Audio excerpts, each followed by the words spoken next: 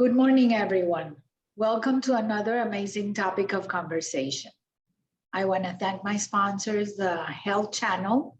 And if you want to live healthy and get some really amazing tips, subscribe to their newsletter, the Health Channel, and to the I Remember Against Genocide bracelet. So good morning. Thank you so much, Daniel, for joining me today. Thank you. It's a pleasure. I know that this is a topic, some people may think that the topic for today does not relate to them because they do not live in Colombia. But I really, before we start with our topic, I want you to introduce yourself, tell us where you are, and then we'll jump to our topic of conversation because it really affects everybody.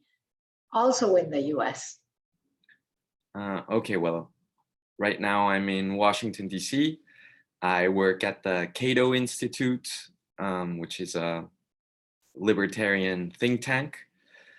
And I'm in charge of Latin American policy. So we look at everything that has to do with US policy towards Latin America. But we also look at internal policies within individual countries. So, I mean, I recently started, previously I've been with another think tank here in the Washington area.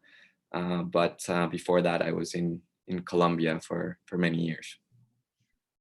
What's a libertarian think tank? Well, libertarianism, or the way I think Cato defines it, is the philosophy of limited government, free markets, and civil and personal liberties.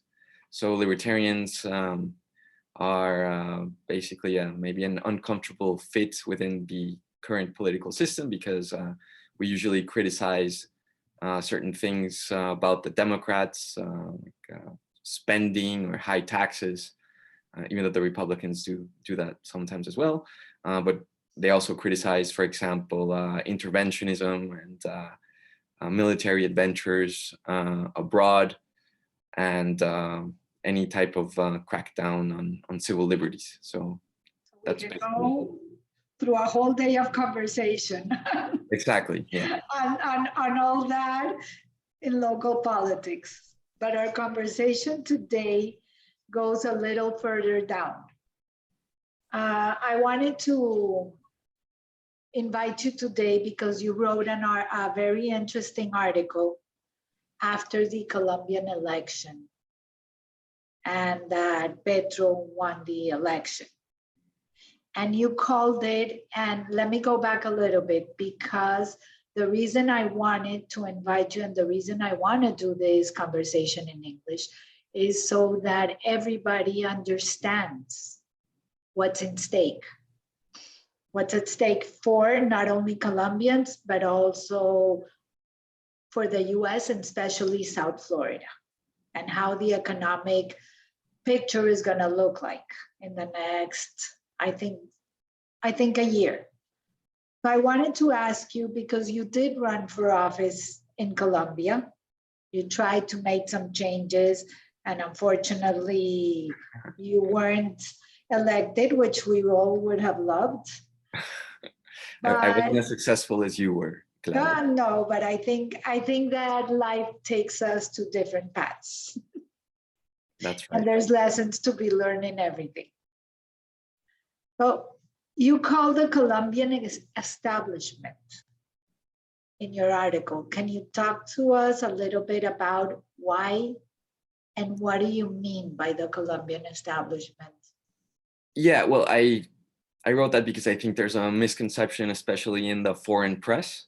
So when you read, I don't know, the Financial Times or even the New York Times, Petro would often be described as an anti-establishment candidate. And I think that's not really correct, because, or it would be correct if you had this maybe mid-20th century establishment, which consisted of maybe these upper class figures, whether in the Liberal Party or the Conservative Party, that would spend most of their time in the jockey club and places like that more than in the presidential palace. And or usually the establishment seen from abroad is portrayed as these, you know, landowners that control the entire country or a few families. And I don't think that's the case at all. In the first place, I think Colombian politics is very competitive and has been for a very long time. And that's why you've had presidents, for example, like just going back in the last 30 or so years, Virgilio Barco from yeah, maybe a prominent family, but from Cucuta, which is not one of the most important cities, or even Cesar Gaviria from the coffee growing region, but not necessarily born into, let's say, an oligarchical family, even though you do have some of those figures as well. But when I refer to the establishment now, in the last 10 or 20 years in the 21st century, I think of people in academia who are usually very left-wing academics. And then you have the journalists who in the end are trained by the academics, so they're also very, very progressive. Then you have people in the public sector, I call them public sector grandees, basically high-level bureaucrats.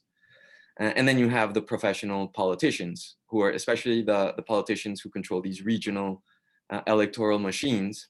But both in the bureaucracy and in professional politics, a lot of these people are self-made. They started from below, and they rose along the slippery pole. So that's the real establishment, I think, and it's very left-leaning. And that's why I think, and even if you look at Congress, you know, ever since the FARC deal with Juan Manuel Santos, the former president, the FARC guerrilla members, the leadership who received amnesties and impunity, they've been in Congress for 4 years now. They have another 4 years without being elected. So even they need to be elected. No, they don't have to be elected. They have 10 seats in Congress without being elected. They show up to elections, but even if they don't get enough votes, if they don't win, they go in directly anyway. That was the deal, which is one of the reasons why I opposed it. I think it's outrageous, especially since I ran for office and I know how difficult it is. And I mean, these people, basically their reward for killing and kidnapping people for many decades was to get free seats in Congress. So I think that's outrageous. But the point here is that even being a guerrilla member, a former guerrilla member, is now part of the establishment. Even we can call it a neo-establishment. And in that sense, like, Petro takes all the boxes. He was a former guerrilla member, and he's been a professional politician / bureaucrat for well over 30 years. So I think it's not correct to describe Petro as anti-establishment. I think he's pretty much within the establishment. So when you are talking about the 10 seats that the guerrilla has, yeah, I remember that there was a vote and the people voted against giving the guerrilla an amnesty. Yeah. And President Santos went ahead with it regardless. Yeah, that was a 2016 referendum, and right, this deal was very unpopular, and the no side won in the referendum, despite the president having all, you know, the government machinery and the media and the academics and the establishment that I was mentioning, all in his favor, in his box. But he ignored the results, and what he did, since he enjoyed a large majority in Congress, he just rammed the deal through Congress, which voters had rejected, which I think opened all sorts of problems, because when you say, okay, I have this problem, it wasn't necessary to hold a referendum, but he did it anyway. So he basically said that the decision was ultimately going to be decided by direct democracy. And then he got the result that he didn't want. So then he said, oh no, I'll just, you know, bring it through Congress. So that's why I think the deal ended up having a good deal of illegitimacy. And that's why I think it's problematic to this day. So with Petro now running the country, he's going to be taking the presidency in August. and everybody fearing for what he's gonna do. Can't he do something like that? Like take over and change the constitution so that he can do like a Chavez type of thing? Well, yes, I think it's a very dangerous moment for Colombia. I mean, we can't forget that Petro was a very close ally and an advisor to Advisor. Chavez, and he presented himself before the media in the early 2000s as an advisor to Chavez. Of course, he even went to Chavez's funeral and said that Chavez was a great Latin American leader. Of course, he's tried to distance himself from Venezuela ever since things started collapsing in the economy. But he's also said 4 years ago, this time he didn't, but 4 years ago, he was saying that the first thing he would do as president, if he was elected, because he came in second place in 2018, was to hold a constitutional assembly and change the constitution. And this is a classic formula of Chavez and Rafael Correa in Ecuador and Evo Morales in Bolivia. All of his allies, this is what they do. They win according to the rules of the game, but once in office and in power, they change the rules of the game so as to stay there as long as possible. And I think that is a very clear and present danger with Petro, and we have to be very careful so as somehow not to allow him to do that. But now he's trying to tell everyone by the people that he elected as his cabinet, that people that have been educated, that have worked in Colombia, very respectful people. Is that just a front? Or is he really trying to do the best for the country? Well, up to a point, because I think maybe people are focusing on his finance minister, or the gentleman he named as finance minister, which Mr. Ocampo, who's, I mean, he's a very left-wing economist. He's very Keynesian and prone to high taxes and high spending. He was finance minister under Ernesto Samper, who was the most left-wing president we've had before Petro, and he didn't do a very good job then. So I'm not very, optimistic about. And on the other hand, the other high-profile name that we've seen is his foreign minister, Álvaro Leiva. And curiously enough, even though he comes from the Conservative Party, but we can discuss that disastrous institution later on, but he comes from the Conservative Party, but he's been very close to the FARC for 30 or 40 years.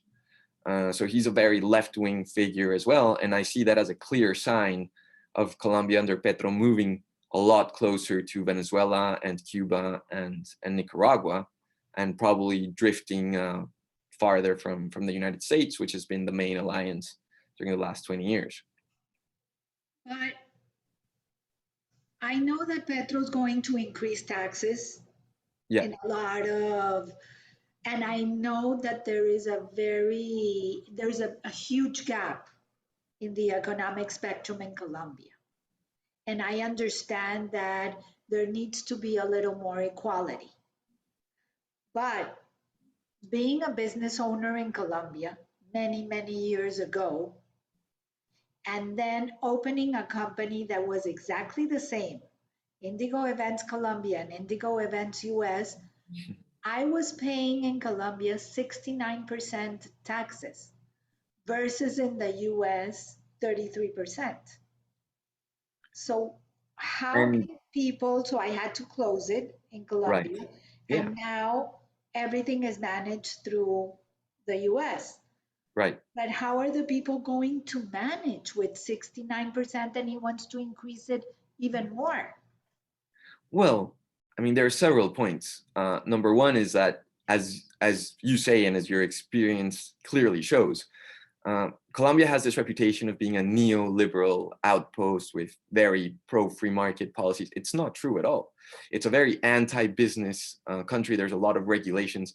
Aside from the taxes, you probably had to deal with all sorts of bureaucracy and red tape that you probably don't have in the US, or at least you have a lot less.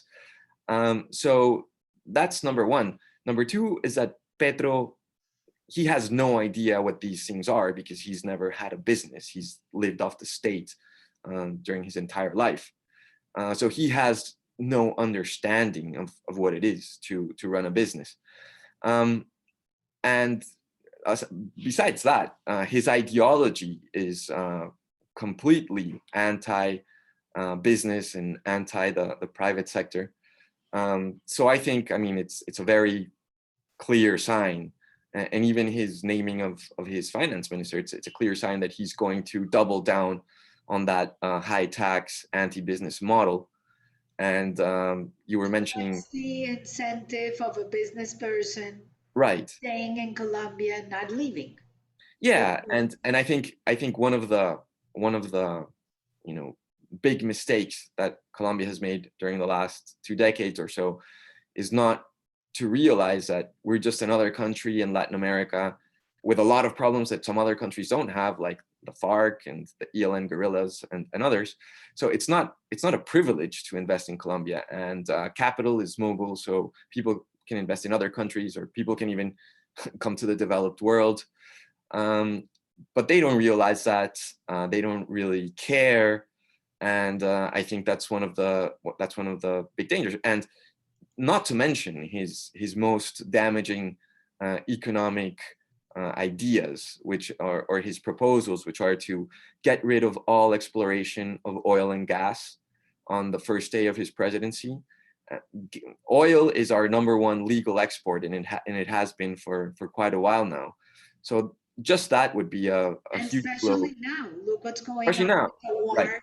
in Russia. Mm-hmm. Colombia is like very near to the US. It can become one of the biggest suppliers. Yeah, and I mean, oil production has been increasing positively. At one point, I think we were producing even more than Venezuela, even though that's due to Venezuela's collapse. But yeah, if you get rid of that, and Ecopetrol, the stock fell Fell more than considerably. 20% upon Petro's election, and I think the market is trying to wait and see what actually happens. But if he does that, it's not only going to be an economic blow, but also a fiscal blow, and it's going to hurt the currency, which is already one of the most devalued currencies in Latin America. He also wants to expropriate private pension accounts and transfer that money to the public pension system, which is How basically, does, explain to me a little yeah. bit, because I really haven't been able to understand what's that part. Well, in Colombia, you've been able to basically save. You can choose one of several pension Like funds. the Social Security here. Well, Okay. not really. No, Social Security. The equivalent of Social Security is Colpensiones, which is the public pyramid, which is a a ticking time bomb. But you can choose when you're an employee. For example, you can choose one of 4, I think, private pension funds, Got and it. they invest that money in stock market and in government bonds, and Investments they've and had a pretty reasonable results during the last 20 years or so. And he wants to expropriate all of that and shift it to the public system. And he also wants to create a series of welfare handouts with that, But which was go back a basically, little bit. I'm sorry to interrupt, but let me yeah. understand this. If he expropriates those funds, aren't those funds actually also from the workers, the people Yeah, in Colombia? yeah, they're individual accounts. Correct. So You're he's saving. going to expropriate. So who chooses, who does he take from to give to? Well, he will take it from your personal account. That's what he wants to do, and he wants to switch it to the private, to the public Public. system. And he also said that with that money, or with the annual income that comes from pensions, he Yeah. wants to set up several welfare schemes, which is pretty much what was already done in Argentina. And what ended up happening, of course, is that those savings disappeared and the politicians just Of spent it all. course. And yeah, that's another very dangerous proposal that he has. And another one still is he wants to basically pressure the central bank into printing money without limits. he was saying last year that it wouldn't cause inflation, even though that was tried even in the US and by the European Central Bank, the Federal Reserve. And now we're seeing basically inflation levels not seen in 40 years. And this is with the US dollar and the euro, which are currencies with global demand, whereas the Colombian pesos has no demand whatsoever. So he would probably, if he did that, he would destroy the currency or finish destroying it. So as I say, I think it's a very dangerous moment for Colombia. Yesterday, there was a very interesting article from Andres Oppenheimer. I remember when Chavez got into power, every time he said that every time that Chavez spoke, the South Florida benefited from him. Yeah. And yesterday he said that the biggest search for homes in South Florida came from Colombians. Yeah, well, that people want to leave. Yeah, it's not surprising, and it goes to the old joke that the mayor of Miami should set up a statue to Fidel Castro, correct, maybe Hugo Chavez, because the inflows of talent and money and investment that comes when one of these governments sets up shop in one of these Latin American countries is just enormous. We've seen it also during the last year. I think there was a lot of investment into South Florida from Peru when Pedro Castillo won, and also probably from Chile when Boric won. So I think it's a general trend. But I think unlike Castillo, who's my impression is that he's kind of a puppet and very weak, and also plagued by corruption scandals, and Boric, who's very young and it appears he doesn't really know what he's doing. Petro, I think, is a real deal. He's been around for a while. He's a seasoned politician, very close to Chavez, as we mentioned. So I think he's far more dangerous.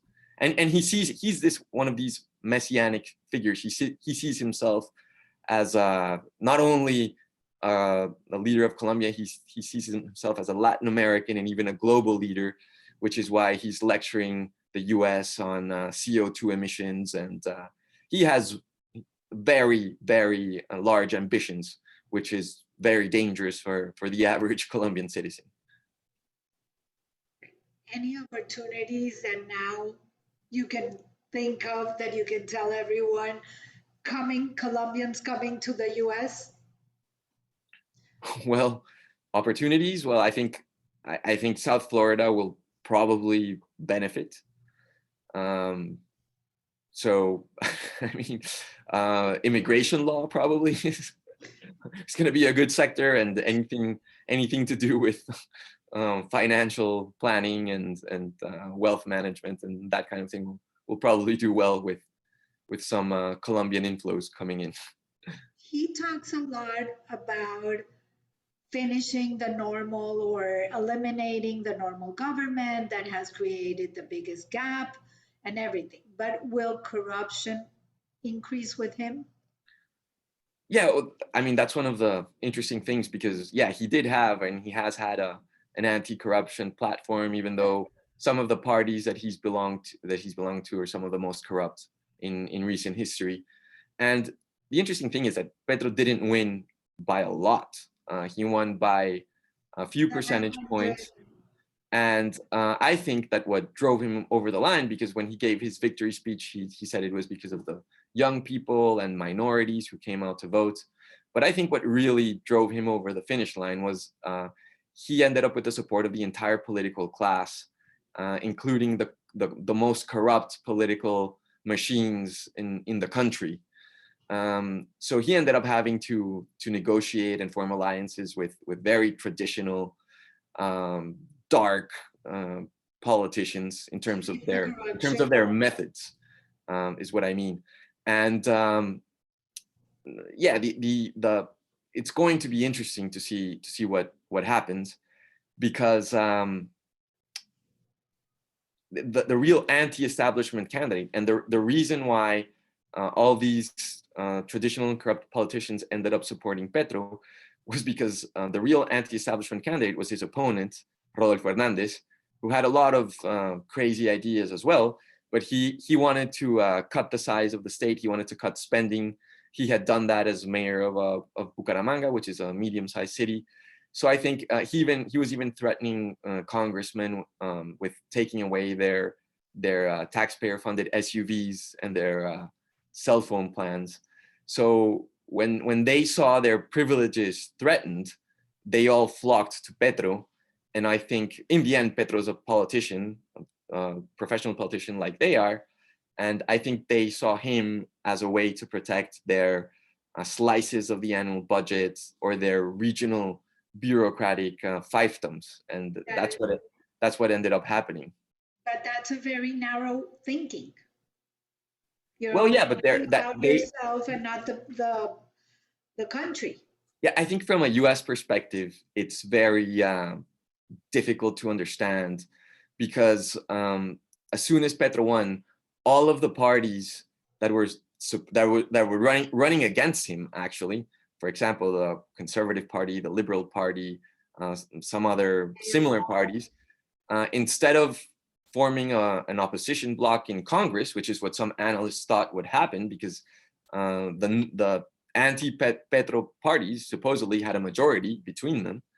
But instead of forming that majority and saying, no, we're going to oppose you, what they did is that they all ran to Petro to join his coalition, because what they're interested in is negotiating parts of the budget, contracts, and maintaining. Nobody's opposing him?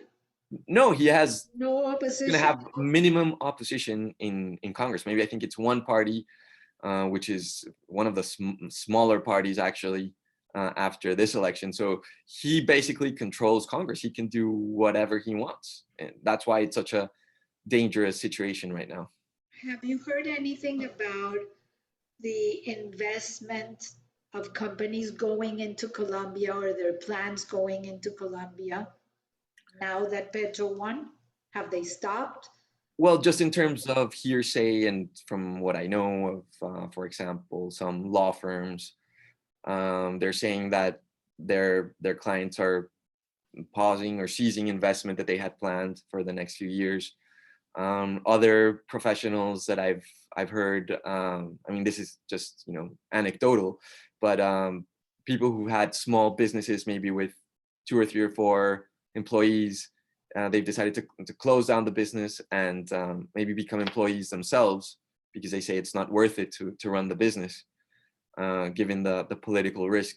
So, I mean, and we've seen it, as we mentioned, with the stock market, and Ecopetrol, which has been Colombia's most important company, and they've taken quite a hit in the last few weeks. So yeah, I mean, I think maybe the one thing that can make Petro reconsider is the market, and if things start getting really bad in terms of the currency or further slides in the stock market, then he might try to moderate himself further. But up to this point, I haven't seen him as moderate as some others claim. Got it. There was a joke.